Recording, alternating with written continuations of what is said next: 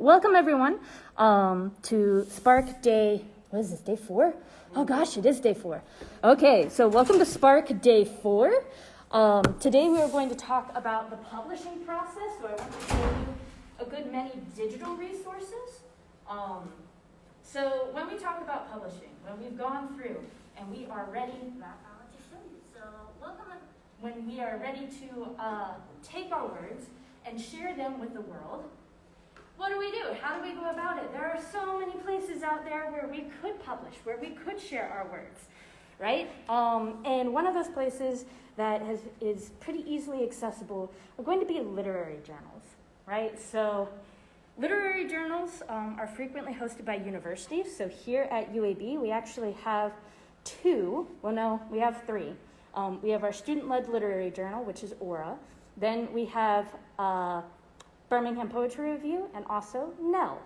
Now, NELL is a women's-only journal that publishes poetry, nonfiction, and fiction, and then BPR is, we publish poetry, right? Only poetry. So with this, we're going to talk a little bit about narrowing down places to send to. We're going to talk about local resources for writers.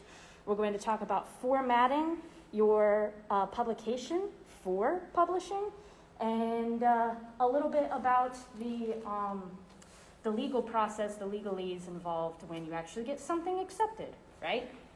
Okay, so to start, you are trying to find a place to submit. Now, you got like your high tier places, things like The New Yorker, things like The Sun, things like the New York Times, right? All of these places are very prestigious and also incredibly hard to get into, right? So what about for the rest of the world, for the rest of us? That's where poetsandwriters.org comes in. So that address is going to be pw.org. This is a wonderful online resource. We can, if you want to go ahead and pull that up and go there, we can go to promote your writing, or actually, I'm sorry, publish your writing, and under there, we have this tab, literary magazines. Now, the number of literary magazines across just the United States is insane. You're going to have print literary magazines, so that will be a physical copy of something that actually gets published and put out. It is lovely to have your writing in paper format. And then we're going to have online literary journals, right? Online literary journals can publish all sorts of things that print magazines sometimes can't handle. When you have poems that have really long lines, when you have really long pieces, right? So as a paper journal, you have to be conscientious of how many words are actually taking up the page. How many pages can you actually publish in a paper journal, right? So for online journals, that's not as much of a consideration because they can always make more room. It's online. The thing about that, though, is the online journal that you're choosing to publish in, does it have longevity? Have they been around for a while? Are they brand new? What happens if the journal tanks after like 6 months and it no longer exists? What happens to your writing? Does it get scrubbed from the internet? Does it still hang out there? Like, what's going to happen to it, right? Whereas if you're in a print publication, like that doesn't go away. You still have that. That is still a product to you, right? With online literary magazines, if they accidentally make a mistake when publishing you, they can go back and change that because it is live. It is a document that they can go through and they can edit. But also that means that it can be taken down or rearranged or shuffled. With print magazines, if you've got a typo, whoops, you have a typo. And you just have to kind of live with that until you take that and anthologize your poem later, and then you can fix the problem, etc., etc. So, from this page here, the literary magazines, you can choose your genre, okay? Poetry, fiction, creative nonfiction, translation. Let's just go poetry. Subgenre, there are so many, right? I just choose any. Reading period. Okay, reading periods are going to be the time period where you can actually submit your work to. A lot of journals, if you submit outside of the reading period, it will never get read and it's just going to sit there and languish in a digital world. You don't want that. That's spicy anticipation. Don't do that. So go ahead and narrow down your reading period. Open now. Items per page. I just bump it to 100. I don't like to flip through pages. All right, and we're going to filter. Cool, so then we start to go through. It is in alphabetical order, starting with Acorn, a journal of contemporary haiku, right? So we've got their reading periods, January 1st to March 1st, July 1st to September 1st. Their genre is poetry. So micro poetry, because they're haikus. We've got things like the Adroit Journal. So let's say we click on Adroit. It's going to pull up an entire informational page. So the website where you submit to, their subgenres, representative authors, so people who have already been published in their pages. So if you know that your work is like someone else's work, then you can go and hunt down places where they've been published. Or if you know that you like reading these people, and you feel like you write like these people, go track them down. Formats, online and digital. Great, so the Adroit Journal does have a good presence online, and they've been around for a while, okay? Reading period, June 1st to April 10th. Reporting time, less than 3 months. So typically with journals, you're going to see a reading period usually of 3 to 6 months, which means that you have to let whatever you send there sit for between 3 to 6 months before you hear back. And if you've not heard back, at that point, you can follow up with an email. To the editors. Do not be quick on the draw with emailing to editors because people get slammed with all kinds of submissions. I have been an editor on both the Birmingham Poetry Review and on Nell and on Steel Toe Review, which is kind of in hiatus. It might be back. But 10 years I've spent with both BPR and Nell. We get hundreds of submissions. Nell, you can submit online, so we have the ability to process through all of those and go ahead and send our rejections pretty fast. For BPR only takes their submissions in paper format. So we get mail, we send mail. Wow, that's awesome. Yeah. We are one of, I wouldn't say, we're one of the few left in the country who operate just by mail when it comes to reading submissions. Okay, issue price, free, because it's online. That's good, they don't have a paywall. Subscription price, free, great. Okay, so from the editor, please note that we accept simultaneous submissions. Now, that is an important thing to look for when you are submitting to places. So if you send something out, let's say you've written 5 poems, and 5 poems is usually the amount that can go into one submission packet, right? It's usually 1 story or 5 poems. Well, at that point, if they don't accept simultaneous submissions, that journal just wants the chance to read your work and not have anyone else consider your work, which is like, that's kind of privileged. They're saying, no, don't let anyone else look at your stuff, only we want to. We want to decide. We get to be the sole people. If you do have simultaneous submissions, you can take that packet and you can send it to anywhere that accepts simultaneous submissions, which means you can have 10 places at once looking at the same 5 poems. Now this is great, but you need to keep track of the places that you sent to, because let's say one place takes a poem, that's great, you get it published, but then another place is like, hey, we also want that poem. Well, you've already agreed with the other place first that they can have that poem, and that is kind of bad form. It is bad form to have to go to an editor and say, actually, that's already been taken elsewhere. And what you absolutely do not want to do is say, oh yeah, sure, you can have that poem too, and that poem occurs in 2 places. That is a really good way to get no one to work with you ever again. That is the worst form, right? So usually when you get a piece accepted, they're going to have first publishing rights, okay? Which means they get to publish it for the first time, and then usually rights revert back to you.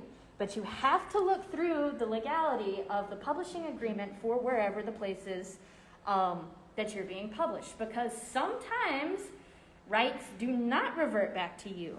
Sometimes the place that you're getting published in wants to keep the rights and then publish you in an anthology or publish you on their website or send out your poem to their emailing list, something of that nature, right? Sometimes if you give up most of your rights to your piece, you have no say-so at that point of what's happening to it. You don't have rights. You've signed them away.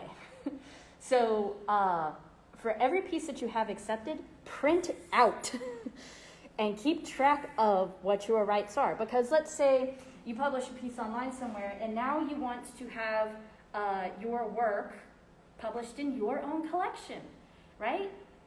Well, if you don't have rights to your work, you can't publish it in your collection. Doesn't matter that you wrote it, you don't have rights. You have to then ask permission to publish it yourself. Now, the good news is that most places aren't like that. Most places, the rights do revert back to you, but you can't take that for granted. You have to double check. You have to keep track of all of that. Okay, wonderful. So, now that we've talked a little bit about narrowing a place down, which this is going to give you hundreds on hundreds of options for, let's see, how many pages does this go to?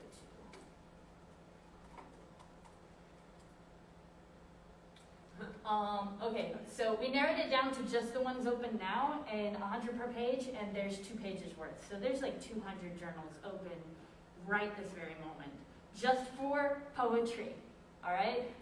So you can be picky about the place that you want to send to. Great. So let's say you want to keep it a little bit close to home. Welcome, ladies. Let's say you want to keep it a little bit close to home. So this is the Alabama Writers Forum website.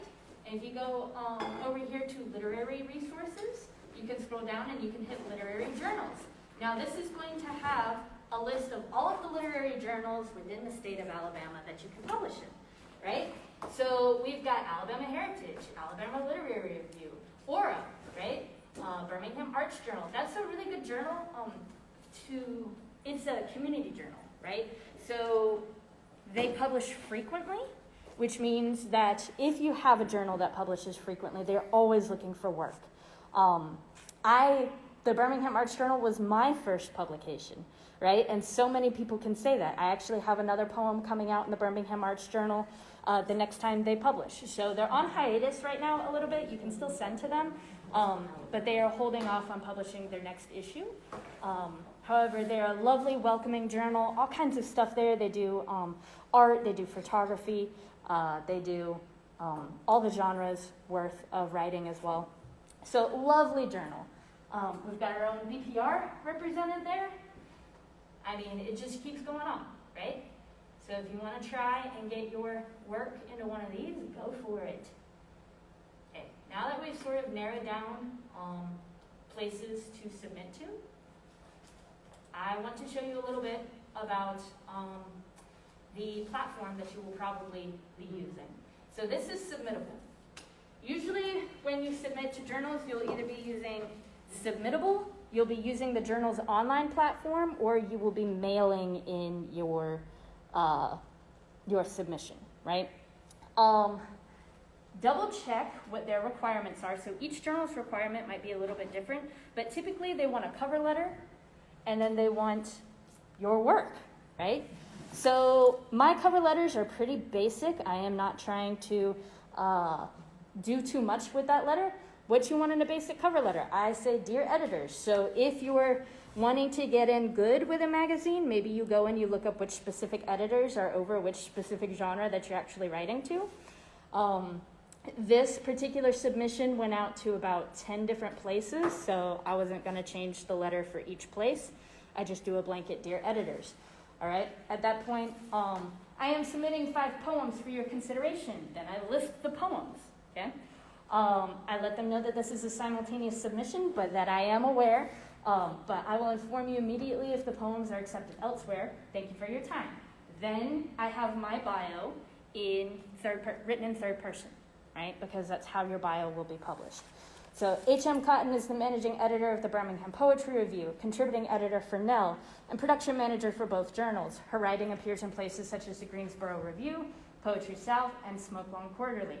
She is the founding director of the Spark Writing Festival and teaches at the University of Alabama at Birmingham. For your bios, you want to keep them pretty short, right? Sometimes at the end of it, I will add like a little personal note about like how good I am at finding four-leaf clovers or how I really love kayaking. I kind of do a three-part formula. One is like, what do you do, right? So are you a writer? Are you an illustrator? Do you do poetry? Usually like where you live. A little bit about the places that you've been published in. So you don't want to list every place that you've been published in for forever. That will make your bio entirely too long and people get tired reading it. Instead, choose a couple, 3 to 4 places that you've been published that are representative either of your current work or places that you're like really proud of, okay? And then you can sum it up with like a personal note, like do you have a partner that you live with? Do you have amazing pets? Like whatever, something that humanizes you a little bit. So that's kind of like the 3-part formula. And then that's it. That, I've got my name, contact information, everything like that. And then my actual format itself. When you are submitting in fiction, you typically want to not be crazy. You want just 12-point font, Times New Roman, double-spaced. Double-spaced makes it easier to read. It's also standard formatting when you're submitting in fiction and nonfiction. When you're submitting in poetry, you do not have to double space unless the poem actually needs double spacing. You want to submit the poem as you wish for it to appear. All right? Like I said, usually places take 5 poems and or 1 story's worth of whatever. Okay. Submitting is a rejection game. When you submit something, you should pretty much automatically assume that you're going to be rejected, and then you can celebrate when you've been accepted. I do want to show you kind of like my work in action at the moment. So we start. My first submission is 2014. You can see I have a line of rejections. Oh, I got 1 taken in 2015 to Smoke Long. I have another substantial line of rejections. Then I got another one taken in 2018. I have a longer list of rejections. And then this is representative of this year. So I took a hiatus a couple of times from actually submitting because I also wasn't writing. But now I'm back to writing, which also means I'm back to submitting. I'm back in the game.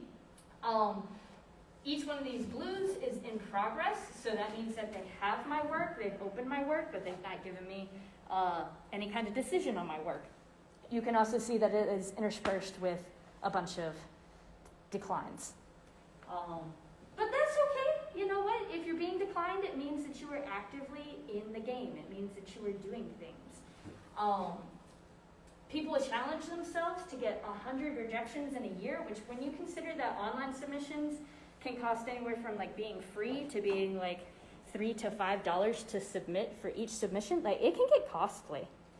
It really can. So some people are like, I will only submit to journals that are free to submit to. And that's great. Like if that's your point that you want to hold to that. I have to allocate a budget for my submissions and everything. And I also have to sit down about once every 2 months or so and decide, okay, for the next 2 hours, all I will do is submit. And Submittable actually has a submission process now where you can just upload your submission and then go through and choose which areas you want to submit to instead of uploading your submission to every single platform. Can you show us? That's pretty new, isn't it? It is very new. Yeah, This is changing. Yeah. Okay, let's see. Like common app for. I noticed there were some new buttons, but I didn't Yeah, right? look into it. Okay. So you can save certain ones, not that one. Ooh, ends in 5 hours, sad girls club. Sad Girls Club, that's me. Let's say I wanted to submit. Are I mean, you don't have to actually do it, Haley, but. Right? Oh no, I'm not going to be submitting to the Sad Girls Club. There is a universal submission button that allows you to do the thing. No. Oh, don't do that. Welcome to UAB's Wi-Fi. I mean, UAB's Wi-Fi is something else entirely. I think there are some articles on how to do it. Likely, let's see if we can get one of those You pulled don't up. want to disturb your flow.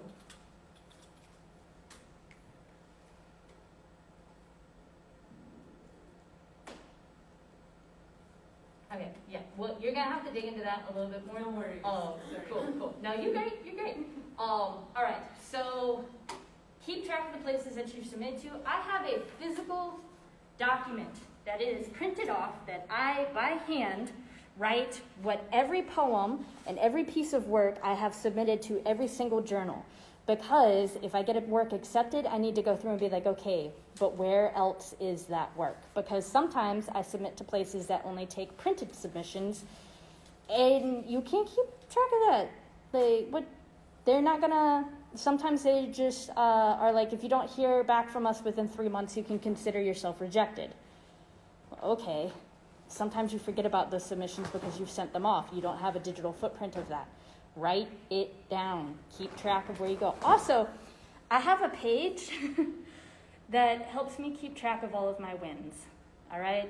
So if I've been accepted or if I win a contest or whatever, I write it down. What was the work? What did it win? Was there cash money involved? So I do have a document that lets me know, like, keeps track of, hey, how much money have you made through this process? And that can be encouraging sometimes when you look at the list of just like declines and rejections. All right.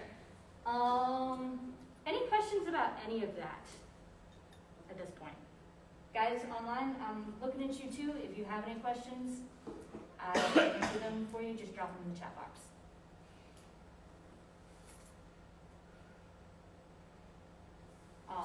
I did want to show you guys, so Spark, our videos are being uploaded to online, where they exist, where you can go back and revisit them. So if you go to just Spark Writing Festival on YouTube, you can go to playlist, and under playlist you see that we've got our January, our July, and then 2022. I am in the process of, our very first Spark was in person, but we streamed everything live on Facebook. And I do have those videos. I have downloaded those videos, and I am currently in the process of getting them edited and uploaded to this platform as well. So by the time, I'd say by the end of the week, I should probably have everything we've ever done in our community programming uploaded and posted. So Spark 2022, if we click on this. Got it. You can see we've done our sketch noting. Welcome to the Spark Writing Festival. Tonight is, oy, that's me. We've got our sketch noting, our goal setting, the writing process, finding inspiration. So these are our Spark Talks. These are our community events that we've had thus far. So all of those are available online to you. If you want to share their links, if you want to go back and review any of the things that we've done thus far, there you go. How about it? Okay. Do you guys have any questions?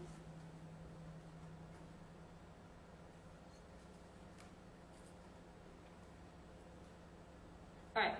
I have a question. Yeah, go for it. When you're submitting to all of these, do you try to tailor each submission, like order of the poems to each journal? Does that Not make anymore. sense? Okay. Yeah. Yeah. I used to once upon Yeah. a time, but not anymore. Yeah. That is entirely too much work, and I feel like the payoff is just not worth it. I choose 5 poems that I feel work well together, Yeah. and then I look at a couple of journals that are open at that moment who have that same feel and vibe, and then I target those journals with those things. But also, like, I've not been accepted so very frequently, so maybe my opinion's not the one to follow. I don't know. The only thing I can say to you is just do it. Yeah. Do it a lot. Keep doing it. Put yourself out there, because it's a numbers game. Totally. The more you submit, the more likely you are to get accepted. I mean, I would have a quick look just in case Sure. they publish poetry that you're not really in tune with. Yeah. Absolutely. because So- that means they're not gonna like it. Yeah, exactly. What I love, I love to read a collection, and then you go to the acknowledgments page, and you look at what were the poems that you liked within the collection and where were they published. So you can get a list of journals that you know, okay, well, I love this collection. I feel like my writing speaks with their writing. So where were they published? And then you can see That's those lists start to recur. Like as you find your collection, as you find the voices that you love reading, you'll see a lot of the same journals reflected in that. So that's kind of how I narrowed down my journals themselves. Also, I love reading the acknowledgement sections on other people's collections because I like to know who's friends with who, who's been in conversation with who, who's influenced who, like who's been taught by what people. Just to know because like so much of what we read is on the page, but also there's a human being behind that, and those human beings have relationships, and those human beings are influenced by other people's writings as well. So like if I were to read one of y'all's collections and it were to be like you were to name the people in the Spark Writing Workshop who maybe were some of the first readers of that piece that you were like working on, I could be like, hey, that's cool. Now I know I can go read those readers, and they'll be in conversation with this reader because of the work that they've developed in the same space and time. I think that that's really awesome. It's kind of like knowing the Lake District poets of the Romantic period, knowing that like Coleridge and Wordsworth were like walking buddies, and like you spend that much time with someone, you're going to be influenced by them, which I absolutely just like love knowing those links and connections. So any other questions you have about formatting, submitting to places, encouragement for the rejections, anything like that? Yeah, I think there's a lot of rejections. I use some noble, so I have maybe it looks just like yours, except for not as many wins, probably, as many green lights on there. But also, if you're not poetry, for me, I usually do nonfiction, a whole lot of stories and those kinds of things, and I get to know. I send it straight to the editors of the particular periodical. So if you're like, everything's online now. So if it's, I don't know, Cosmopolitan, just say that, or just whatever magazines online or whatever, Sad Girls or whatever, I find the editor who might be there or not, and they will probably also have how to submit in their particular online space, and then I just submit to them, just like Haley with the written submission that you've done. And if it's not poetry or something, mine is usually a little bit longer. My letter, I usually kind of explain, like, I really like your space, and I'm from here. I'm a Southern writer who writes about politics and research, and I'm interested. This is a timely article on, abortion rights in the South or something, and I think it would be great.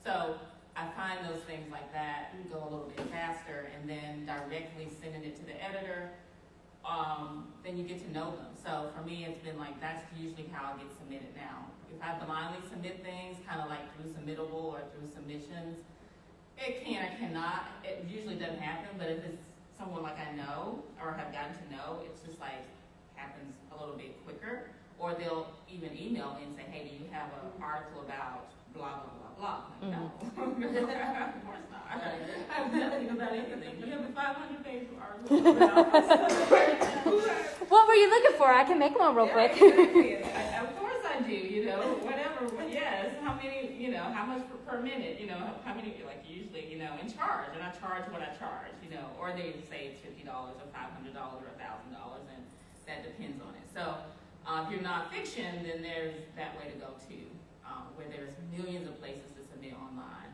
You just find the place that you're interested in. Yeah. Everything from storytelling to, pop culture or entertainment or whatever. Okay, so I've not been published. Okay. So Yet. Better. Yet. Yes. it's not going to matter to them that I can't list. Oh, no, it's not going to matter. You can just say, like, this is your first publication. So frequently, places want to be the first one to publish people. They want to say, hey, we found you. Hey, we were the first to recognize your greatness. Yeah, no, absolutely. I know even, like, BPR and Nell both look for new and unpublished people. I think Southern Writers, what is it, Southern Writers Review is open now, so for you, I think that would be great. That's giving my opinion. But, who's editing Southern Writers Review now? I can't, So I'm gonna write that down. yeah. Right. Well, you got my email, you'll Yeah. figure it out. Oh, another note. So once you start getting into this, once you start like putting your work out there, and like it's a risk. It's also like hugely vulnerable, right? And you're going to see your friends around you winning. You're going to see your friends around you publishing, right?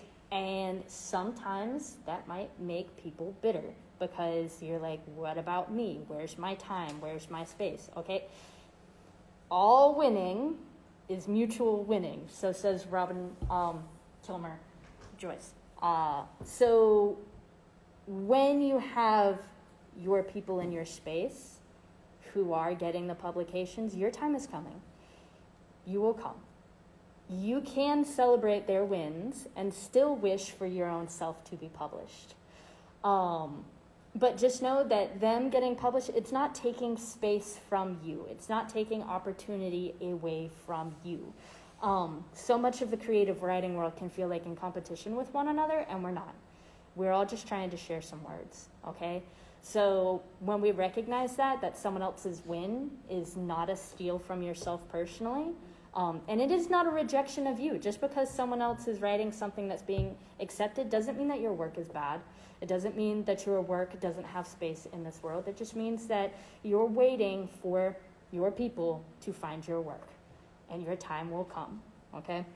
I just know that, like, writing is a very vulnerable process. Sharing words is a very vulnerable process, and, like, it can spark some jealousy, right? And it's okay to feel that, but at the same time, don't let it sour your relationships with your other writing friends. Because when it finally becomes your time to win, if you have invested in celebrating the other people around you, when you win, your people will celebrate you as well, right? So we're all just like making space for each other, celebrating and uplifting one another. This is not the space to tear each other down because we don't feel like our words are getting their right and honored space, right? So I love to see my friends published. I love to get to go online and read their work and be like, yes, you're doing it. We're taking the space, right? So, okay, any other questions? Thoughts, comments, worries, concerns? Your phone is turned over, I don't know if you... It's doing what? Oh, any advice about, I was joined online and was checking people. Any advice about essays to submit to websites? It's all subjective, no reflection on you. Yes, Emmett, absolutely. Okay, so my writing is not necessarily in essays. Salem, did you have places to recommend about where to send essays? I would just say kind of just look up whatever types of essays are you doing. Are your essays creative nonfiction? Are you more so doing contemporary, modern, like, culture, those kinds of things? I would just look up the magazine online, and somewhere in there about, they'll have how to submit. Okay, great. And also, if you're doing literary essays, then look up literary journals or periodicals as well. Yeah, so sort of narrow down what kind of topic or genre you're writing in within, like, the subgenres within the genre you're writing in, and then look up the places that are publishing that, and then kind of flip through their content and see, hey, what do you like? Where are the authors that you like being published? All right. Awesome. Great. Well, thank you guys for joining today. I appreciate you guys being here. So I'm going to go ahead and let our live people go. Thank you guys for being here today. We'll see you back here again tomorrow for our last Spark Live. Y'all take care.